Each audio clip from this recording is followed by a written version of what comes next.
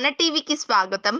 మహబూబ్ నగర్ జిల్లా జడ్చర్ల మండల కేంద్రంలో బీజేపీ మండల మున్సిపాలిటీ విస్తృత స్థాయి కార్యకర్తల సమావేశం ఏర్పాటు చేశారు. ఈ కార్యక్రమానికి ముఖ్య అతిథిగా మహబూబ్ నగర్ బీజేపీ పార్లమెంట్ అభ్యర్థి డీకే అరుణ హాజరై బూత్ స్థాయి కమిటీ అధ్యక్షులకు కార్యకర్తలకు దిశానిర్దేశం చేశారు. ఈ సందర్భంగా డీకే అరుణ మాట్లాడుతూ పాలమూరు రంగారెడ్డి ప్రాజెక్టు బీజం పూచింది నేనే అన్నారు. పాలమూరు రంగారెడ్డి ప్రాజెక్టుకు పాత డిజైన్ అప్రూవల్ చేయండి, కేంద్రం నుంచి నేను నిధులు తెస్తానని ముఖ్యమంత్రి రేవంత్ రెడ్డికి డీకే అరుణ సవాల్ చేశారు.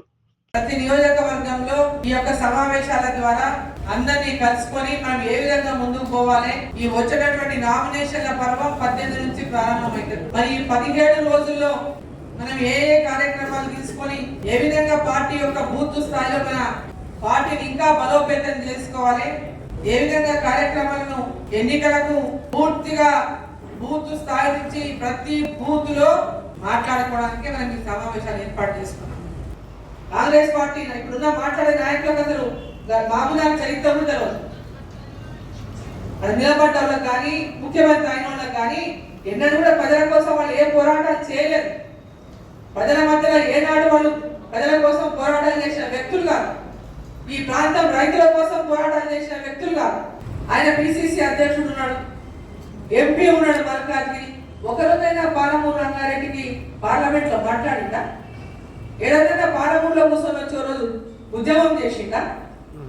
ఈ రోజు రాజకీయం కోసము అబద్ధాలు చెప్పి ప్రజలను నమ్మించేదో మోసం చేయాలనుకుంటే అది కరెక్ట్ కాదు. మన వాళ్ళు కూడా ఎక్కడికక్కడ దీన్ని ఖండించాలని చెప్పి మన కార్యకర్తలందరూ నేను కోరుతా ఉన్నాను.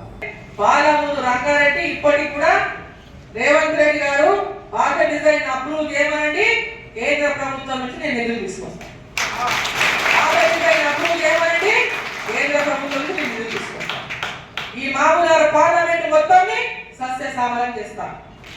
అది కేవలం ఛాలెంజ్ తీసుకుంటాను. నేను కొడంగల్ నారాయణపేట లిఫ్ట్ చేసిన 1,00,000 ఎకరాలు నీళ్ళు ఇస్తా అంటే 1,00,000 ఎకరాలు కాదు. ఈ నియోజకవర్గంలో పార్లమెంట్ లో 7 నియోజకవర్గాలు ఉన్నాయి.